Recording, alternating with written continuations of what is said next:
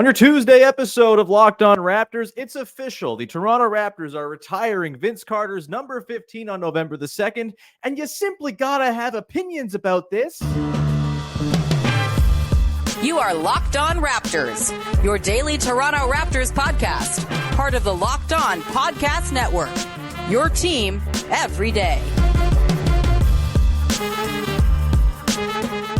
Hey, what's going on? And welcome to another episode of Locked On Raptors, part of the Locked On Podcast Network, your team every day. It is Tuesday, September the 24th, and I'm your host, Shawn Woodley. I've been covering the Toronto Raptors now for 10 seasons, going on 11 seasons on various platforms. You can follow my work over on the hell website that sucks at Woodley Shawn. You can find the show on Instagram at Locked On Raptors, and of course, you can join us over in the Locked On Raptors Discord server, which doesn't suck. It's a great place to come hang out, talk about the Raptors, talk about the NBA, talk about the upcoming season. It's all a good time with sickos just like you who love the podcast and who want to talk with other sickos just like you. Free to join. Link in the description of the podcast. As always, we'd love to see you there. Of course, you can support the show on the audio and video platform of your choice. You can follow, subscribe, rate, review, tell a friend. Much appreciated when you go ahead and do that. It makes me feel real nice and rosy and warm inside. So thanks in advance for rocking with us, however it is you choose to rock with us. Today's episode is brought to you by Game Time.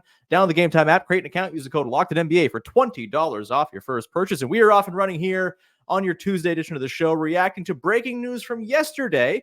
As just as we finished recording Monday's podcast, news came down per Josh Lewenberg of TSN that the Toronto Raptors are retiring the number 15 of one Vince Carter. And of course, this is a thing that I think every Raptors fan has a take on, and the takes run a pretty wide gamut. And so we're going to dig into sort of my thoughts on the Raptors doing this on November the 2nd against the Sacramento Kings. We're going to get into just sort of what Vince Carter meant to me as a 7-year-old Toronto Raptors fan, just getting into the sport and the Raptors and all of that. And then we have some mailbag questions from you in the Locked On Raptors Discord. Again, join the Discord. That's how you get your questions answered on this here podcast. So go do that.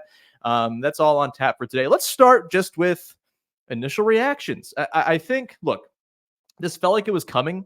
This felt like, with it being the 30th season, something was going to happen with Vince Carter. Frankly, it'd be weird if there wasn't some kind of Vince Carter celebration this coming season in honoring the 30th year of the franchise. And look, I think I don't begrudge anyone for whatever opinion they have about Vince Carter. It's a very complex legacy he leaves with the Toronto Raptors. It was a very nasty, ugly, gross divorce between him and the franchise.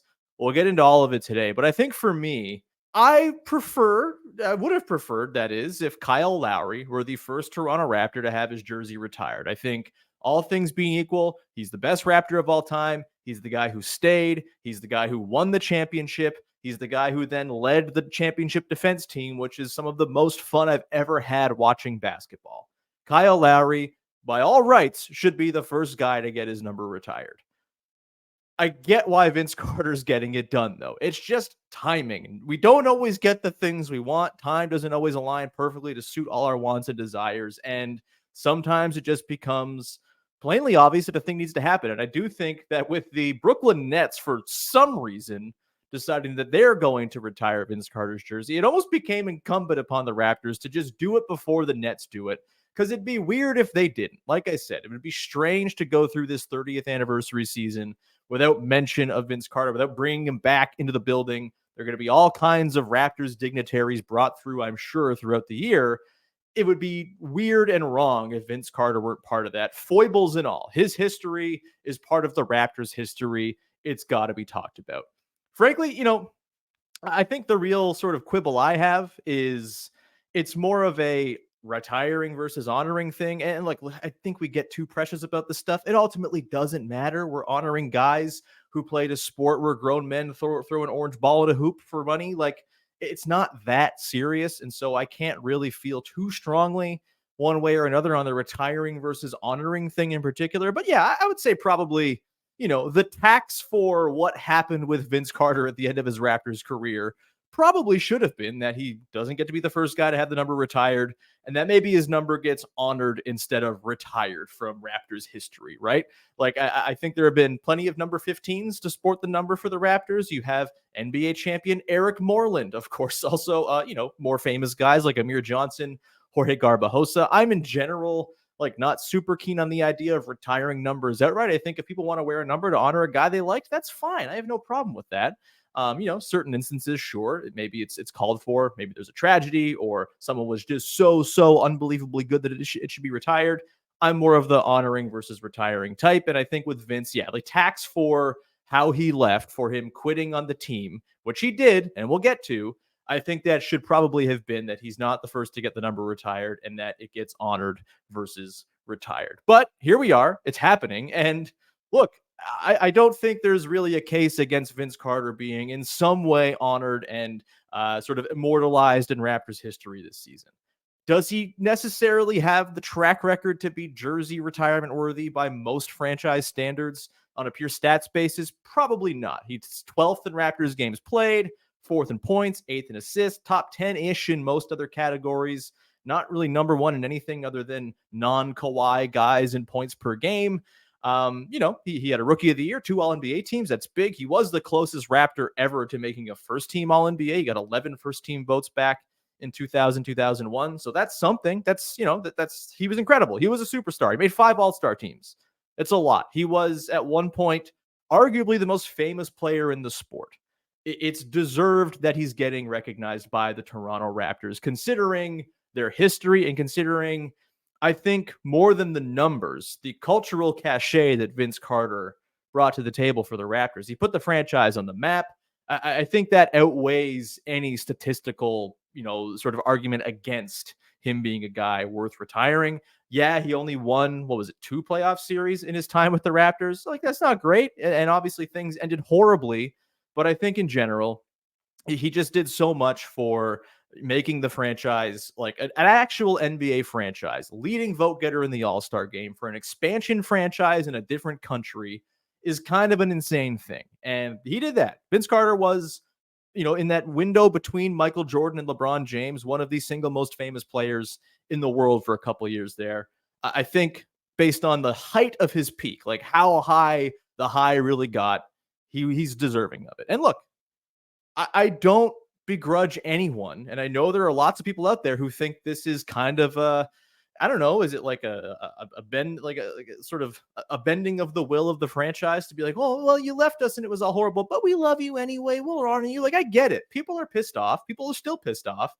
But how things ended with Vince Carter, it was really bad. The ugly stuff is without a doubt a part of the story here too. And I don't begrudge anyone who is just never going to be okay with how it all went down. He quit on the team, full stop. He said he wasn't going to dunk anymore. The guy whose whole thing was doing dunks said, I'm not going to dunk anymore. The season he got traded to the Nets, he was averaging like 15 points a game for the Raptors on a really bad Raptors team, clearly just kind of bagging it through that season.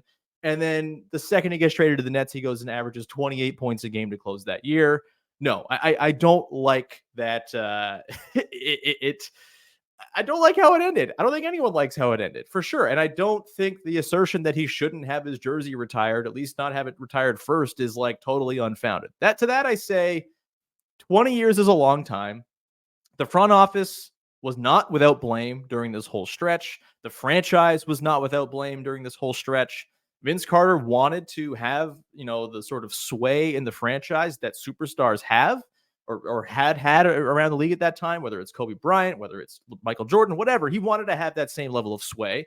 And there's an argument to be made that he was so important to the franchise that he probably should have. He wanted Dr. J hired as the GM when the Raptors hired Rob Babcock. And not to speak ill of the dead, R.I.P. Rob Babcock, but he had no clue. He was really bad at the job. He drafted Rafael Araujo 8th overall when Andre Iguodala was sitting right there among a whole lot of other poor decisions. This was also the franchise that the year prior had hired Kevin O'Neal to be their head coach, a guy who was so bad at coaching offense. And this is, you can go back in the annals of Locked On Raptors and listen to a show I did with Glenn Grunwald, former Raptors GM at the time, who hired Kevin O'Neal. Kevin O'Neal was so bad at coaching offense and so like college brained that the NBA actually called the Raptors up like a month into that 03-04 season and asked, why can't you guys score more points? This was a moribund franchise. They had totally sapped all the goodwill after the 2001 run where they went to the second round and Vince Carter and Allen Iverson had that incredible duel in that 7-game series. And obviously, at the end of that series, you had the graduation thing. That's like the beginning of the downfall of the Vince sort of reputation in Toronto. I've litigated the graduation thing a million times. I don't think it really matters. I don't think, that's the difference between him making or missing that shot at the end of that game. It was a tight series. They lost it on the last possession. It is what it is. I think it's fine. Vince Carter went to his graduation on a private jet where it was very easy for him to get to and from North Carolina to Philly. It's fine. Either way, I think, all of the bad can't be washed away. It's there. It's part of it. But I ultimately come down to a couple things. One, he did more good than bad for the franchise. And I think in particular with him now having won a championship, I think it's okay to forgive and forget and move on. If you hadn't already done that before the championship, I think that game against the Grizzlies back in 2013-14, I think it was, or maybe 14-15, where Vince came through with Memphis and there was kind of this burying of the hatchet moment. I think that was kind of a turning point in the relationship. And I think ever since then, it's only gotten easier to forgive and forget because they won a freaking championship. It's fine. I think also just like I'm a big believer of recognize and celebrate the people and things that brought you joy while you can. We don't know, like the world sucks, things happen, and you don't always get the chance to say the things you wanted to say when you could have said them. And this is not to say that I think some tragedy is going to befall Vince Carter or the NBA or the franchise or whatever, but like you never know. And I think when you have the chance during a year of celebration, like the 30th anniversary season, I think in general, it's good advice for people and basketball franchises to tell the people who did things or do things that mean a lot to you, how much they mean to you while you have the chance. I think for all of these reasons, I'm fine with Vince getting his number retired this year. And look, I think Kyle should have gotten the nod first. Kyle's just never going to retire. So like, it's going to have to wait a little bit. That's just how time works. And he deserved to be the number one guy. But the order of operations of this doesn't change anything here. Everyone still knows Kyle's the greatest Raptor ever. Vince getting it first doesn't change that. And he's still the guy who stayed, the guy who shepherded the best era of Raptors basketball we've ever seen. He'll get his day, and his day will surely feel more cathartic than Vince Carter Day even will, because there's very little bad blood, if any at all, with Kyle Lowry and the Raptors. It's going to be a wonderful day whenever it happens, and his status as the greatest Raptor of all time is not changed by Vince Carter being, 12 years older and getting the honor first. It's just kind of the way time works, and it's fine. We're going to come back on the other side. I want to get a little personal, just kind of dig into my experience with Vince Carter as a youth watching basketball for the very first time and get into the time that I kind of realized, oh, this is a thing and I love this thing. And we're going to come back and get into some personal gushing about Vince Carter and his time with the Raptors coming up in just one sec. Today's episode is brought to you by our good friends over at Game Time, the single best place to go and buy tickets for the sporting events that you want to go to. Game Time has a new feature called Game Time Picks that makes getting tickets for your favorite live events easier than ever. They filter out all the fluff to show you only incredible deals, and you can save on all the seats that you're looking for instead of searching through thousands and thousands of tickets and weighing all the different options. They just tell you what the best options are.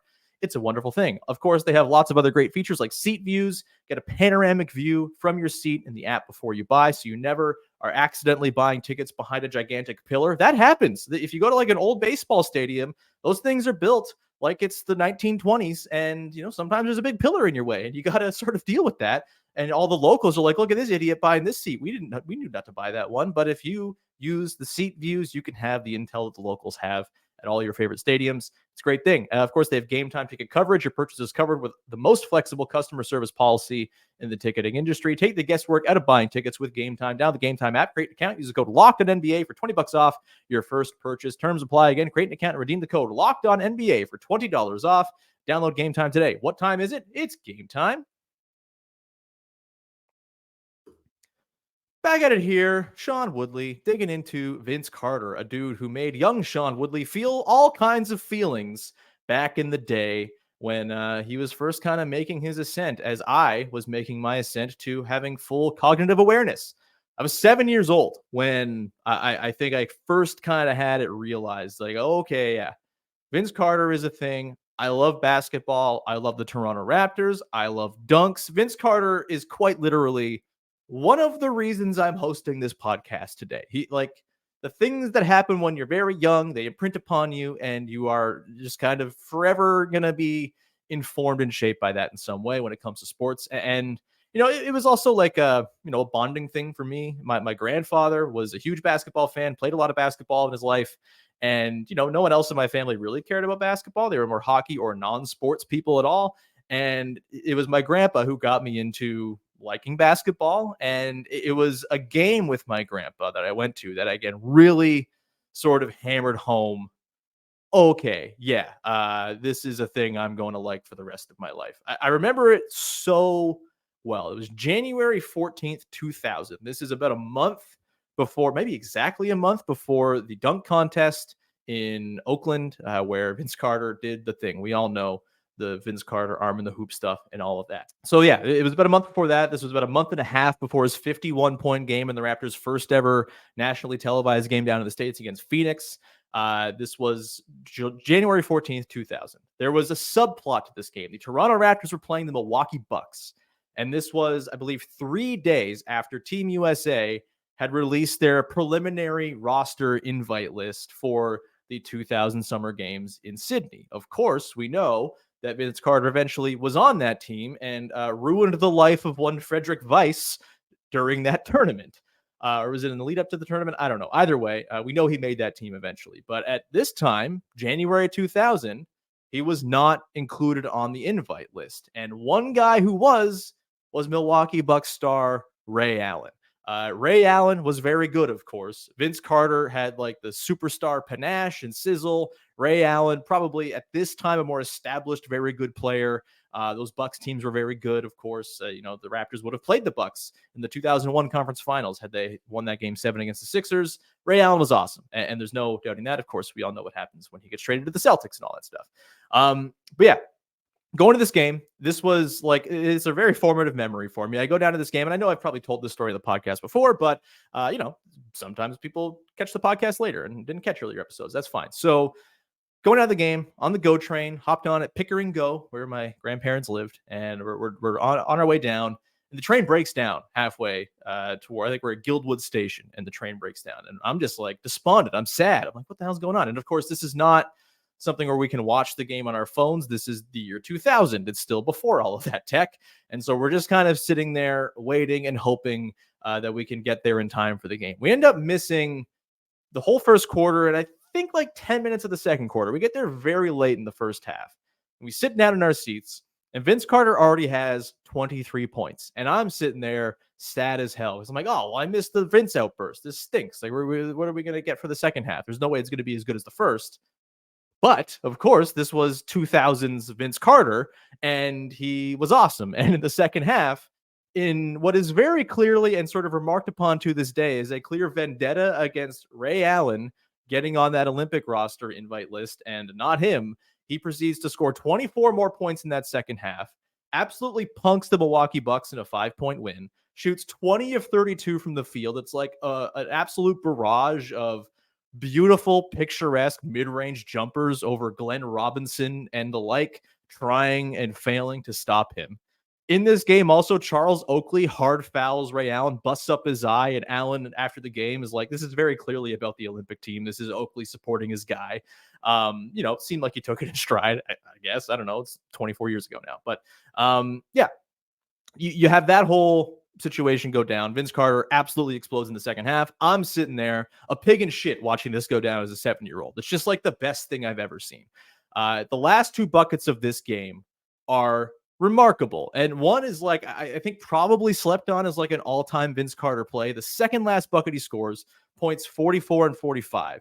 He drives in, I think he pump fakes from the right wing, drives in, and kind of just like elevates in this weird contorting fashion, almost looking like he jumped too early. He's pretty far away from the rim. He just kind of throws it up off the backboard. It's like, oh, that's weird. And then half a second later, he reappears on the other side of the rim to throw down a 2-handed self alley-oop. And it's ridiculous. It's like in traffic. There's dudes everywhere.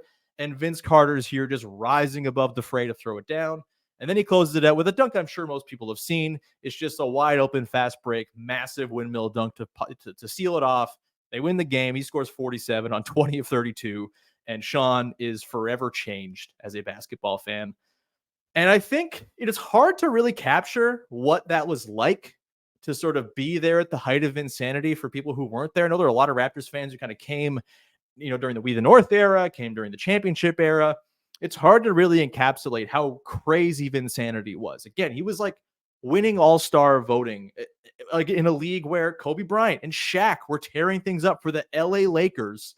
This guy from Toronto was getting the most all-star votes. He was the freaking antagonist in Like Mike. He was just like everywhere. I think because of how thrilling the like 99 through 2001 era was, it's what made the trade such a kick in the stones. And I understand why people still feel scorned and slighted by it. I don't feel great about it. I certainly don't. And I'm never going to forget Jim Taddy on Global News at 6:00 breaking the trade, and that the Raptors have gotten a first round pick, which became Joey Graham, I'm pretty sure, Eric and Aaron Williams, two very bad basketball players, and Alonzo Mourning, who never reported.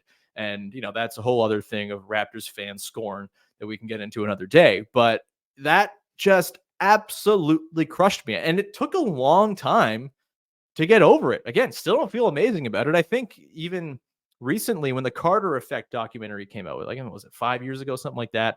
I think that sort of, honestly, maybe that's like the single piece of Carter coverage that almost did, for me at least, the most damage to the whole sort of healing the wound thing, because this was a documentary and they rightly, I think, hit on a lot of the stuff Vince Carter did, and sort of the effect of Toronto basketball, Canada basketball, the sort of way it led to the eventual rise of the Raptors, in the We the North era and all that stuff. These were the seeds planted during Vince Carter's time.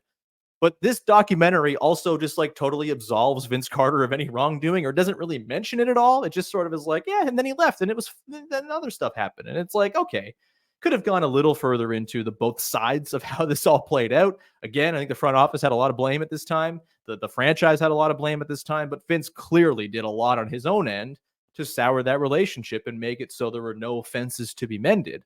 And I just thought like the Carter Effect documentary did not capture that at all. And that would have been a great opportunity for him to just on a documentary say, yeah, I'm really sorry. It sucked the way that went down. Shouldn't have happened. And he's like alluded to that. I don't think he's ever actually come out and said, I'm sorry for quitting on the team. Maybe we'll never get that. Maybe we get that on November 2nd. Who's to say? But that's sort of like the one hang up for me about like, okay, this sucked. The way it happened, the way it all ended was miserable. And he still hasn't really taken full culpability for it. He's inched towards it, like I said, and it feels like time has been the biggest thing to heal all of it between both sides. But it'd be nice to get like I'm actually sorry for not dunking anymore. The dude meant a lot to an entire generation of fans. He also broke an entire generations of fans' hearts. But what is sports if not a thing we do to get our hearts broken? We'll come back on the other side. We'll round it out with some Vince Carter mailbag questions from you, the listeners, sent in via the Discord. We'll do that to close things out in just a sec. Today's show is brought to you by our friends over at FanDuel, the #1 sportsbook in North America. And now you can start the NFL season with a big return on FanDuel. So when you get a hunch in the middle of the game, you can check out the latest stats. You can view live play-by-play and so much more on the same page where you place your bets. And you'll get started with $200 in bonus bets guaranteed when you place your first $5 bet. That's a big deal. $200 in bonus bets to go throw around on spreads and over-unders and all kinds of stuff. Of course, you can check out futures bets for the NBA. Maybe you want to put some money on the Raptors over-under. Maybe you're taking the under. Maybe you're taking the over. That's up to you. You can also do it with other sports. Maybe you want to go put some money down on who's going to win the NHL MVP, the Hart Trophy. Go do that. All kinds of futures bets, all kinds of individual in-game bets. The whole gamut is run over at FanDuel. Go visit FanDuel.com to get started. FanDuel is the official sports book of the Locked On Podcast Network. Back at it here, closing things out on, I guess, the first of two Vince Carter days you'll get over the next month and a half or so. November the 2nd, big one. We'll obviously talk about the ceremony, how it all goes down. whenever that goes down in a month and a half's time or so. But first, let's get into some mailbag questions to close things out here. Got some good ones in from the listeners. Apologies if I don't get to all of them, but I'll do what I can. From Toby Saw YYC, do you think Vince Carter should get a statue outside of the arena? No. I spoke earlier about the tax of quitting on the team. I think that also applies to statues. I don't think Vince Carter is worthy of a statue. I think Kyle Lowry, if there is going to be a statue of anybody, it should probably be Kyle Lowry. But statues are, I think, maybe a little overdone anyway. Kyle Lowry taking a charge at his big dumper. That's kind of my dream, my dream statue to have outside of the arena. What a cool thing that would be. So maybe we see it, maybe we don't. Either way, Vince Carter, I think he kind of ruled himself out of statue tier when he quit on the team and stopped dunking and all of that. Next one here comes from Mellow Ball asking most memorable Vince Carter dunk. It's a lot of dunks to get into from Vince Carter. He dunked a whole lot. And just a bit of a sidebar. I love dunks. And I think Vince Carter is like the reason why I love dunks. And I do think there's something pretty cool about having the belt. Like, yeah, it's okay. We're the champions. You can have the championship belt. That's all fun and all. But to be the team that can claim we have the best in-game dunker alive, I think that's a pretty cool badge of honor. And the Raptors had that for a few seasons with Vince Carter until, again, he quit dunking on the team. But yeah, I think, he is the reason I'm a little dunks piggy, the reason I can't get enough of dudes who throw down yams. And he threw down a lot of them. I think the one that sort of, obviously the Frederick Weiss one is huge over Frederick Weiss in the Olympics. Unbelievable. It's kind of a sad story what happened to Frederick Weiss. I think Brian Windhorst wrote about this a couple years back. Go read that. It's very good. But the dunk itself, unbelievable. Obviously, all the dunk contest dunks are incredible. As I've said on this podcast before, and we'll say again, the arm in the hoop dunk is the single best one. Obviously, a murderer's row of cool dunks to choose from. But the one where he leaves the broadcast team kind of in shock and awe of what the hell just happened. And I think Shaq passes out on the sidelines while he's using his camcorder. I think that to me is still the one that's always going to be burned into my brain. The one that I think as far as in-game dunks that stands out the most to me, and maybe it's not the sexiest because it's not like on somebody. He posterized plenty of dudes, but it's the half-court lob in the game against the Sixers. I want to say it's Chris Childs who throws him the lob, although I can't exactly remember who it is. The guy's wearing number 7. It's burned in my brain. I can't remember. I'm going to have to look this up because it's going to hurt my brain. But yeah, he throws down this half-court alley-oop where he just fully extends and yams it down against the Clippers at the end of a game, I think. It's a rad dunk, man. Yeah, who are we talking? Was it D. Brown who threw this? It might have been D. Brown who threw this lob to Vince Carter. Among the great number 7s who will have his number retired when Kyle Lowry gets retired. But yeah, just the best. We love that dunk, and there were so many other ones. Again, the one where he threw it off backboard and came up on the other side of the rim to throw down the alley-oop to himself in that Bucks game I talked about. That's got to be pretty high on the list as well, at least for me. I was there. It was awesome. But yeah, a long, long list of very good Vince Carter dunks, and you could do a lot worse than spending an afternoon just going and watching Vince Carter dunks. He had some big ones with the Nets too, which we're not going to speak about.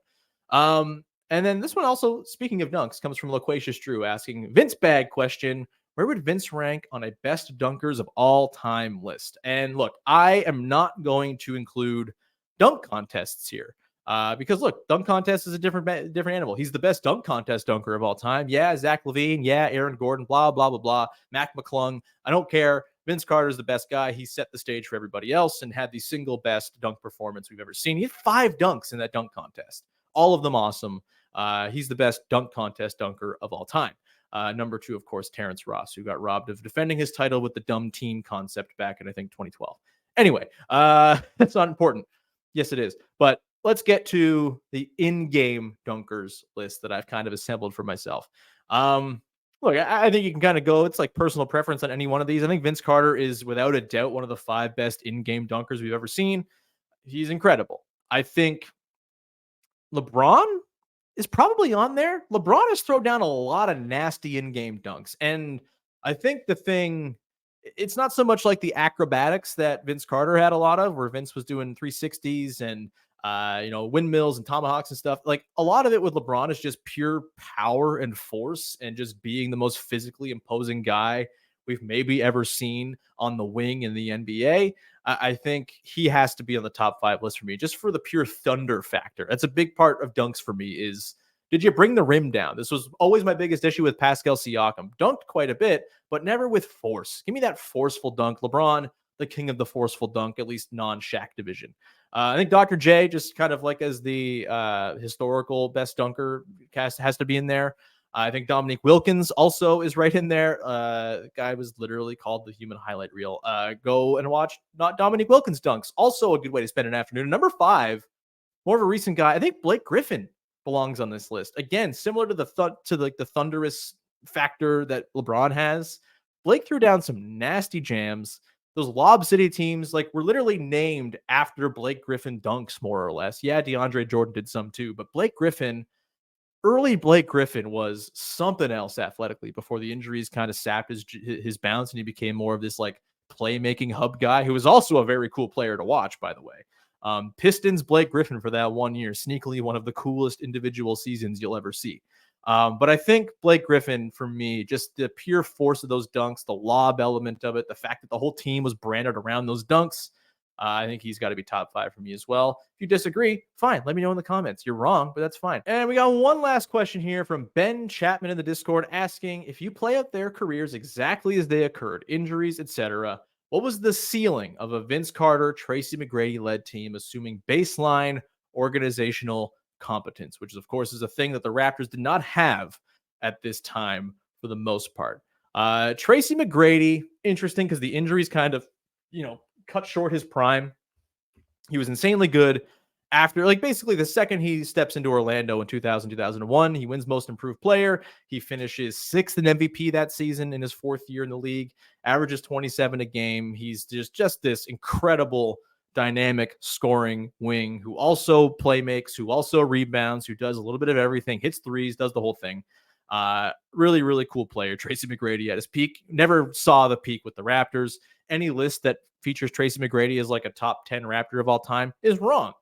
So yeah, but anyway, if you keep Tracy McGrady and Vince Carter together through the 2000 through 2004 or 5 seasons, even if Vince leaves in that 04-05, I think they get to a finals or 2 probably. Like, I think 2000-2001, if you have Tracy McGrady on that team and not, say, Del Curry, who was on the floor for the last shot in that game against the Sixers, like, I think they have more talent than the Sixers do. Vince plus T-Mac against Allen Iverson, Eric Snow, and the rest of that team. I'm taking that Raptors team for sure with Tracy McGrady averaging 27 a game and winning most improved player and making second team All-NBA. I think that's for sure. If you have 2 second team All-NBA guys on your team, you're taking down the AI Sixers and probably losing in like a spirited 5 or 6 to that Lakers team, because that Lakers team was a monster. Obviously that Lakers team eventually kind of fell off. Maybe they make a finals, in lieu of the Detroit Pistons back in 03-04, if they're fully healthy and have, Vince and T-Mac at the peak of their powers. Maybe like, there was injuries in that time though, right? Where Vince got hurt and it would have been T-Mac kind of having to carry the day. How real was Vince's injury? Would he have dogged it as much as maybe he was and kind of maybe not fighting through it as much as he was not at the time? If T-Mac were still on the team and they were good and competitive, maybe not. I think they make at least a finals. Maybe they don't win a championship because the Lakers are really good and the Spurs were there and all of that. But if you make the finals, you have a chance to win the championship, as we saw with the Raptors back in 2019. So I do think the ceiling was championship during that stretch of time where the league wasn't all that great. Like, the top of the league was like, yeah, there were a couple teams, but I think pure talent wise, T-Mac plus Vince together with competent team management, as Ben lays out, would have probably been the recipe for at least a finals appearance, maybe 2, and maybe they squeak out a title. Are they better than those Pacers teams that made finals? Those Nets teams? Probably. Again, it's tough to say. I mean, those teams with Vince never won more than 50 games. So maybe I'm overestimating the impact that Tracy McGrady would have had, but I think having peak Tracy McGrady, who again was a top 5 MVP guy for 5-6 years, averaged 32 a game in 2002, 2003, I think there might have been something there that could have gotten the Raptors to a championship or at least to a finals. Either way, that's not happening. It never did. And we can be sad and rue that for as long as we want. We have a championship. It's all good. We're going to leave it there. Thank you so much for hanging out. We'll be back again on Wednesday. I think Katie Heine will be along. We'll talk about something as we get ready for the season. We got Jamar Hines coming back later this week as well. We're going to play around on what's more likely with him. And then one of my faves, Kelly Dwyer, the wonderful writer of the Second Arrangement newsletter and a longtime king of the basketball blog game, going to be on the podcast Friday. Very looking forward to have Katie on the podcast. So we'll leave it there. Thank you so much for hanging out. We'll talk to you again on Wednesday for another episode of Locked On Raptors. Support the show. Follow, subscribe, rate, review, tell a friend. Much appreciated, and we'll see you soon. Thanks for hanging. Bye-bye. God damn it.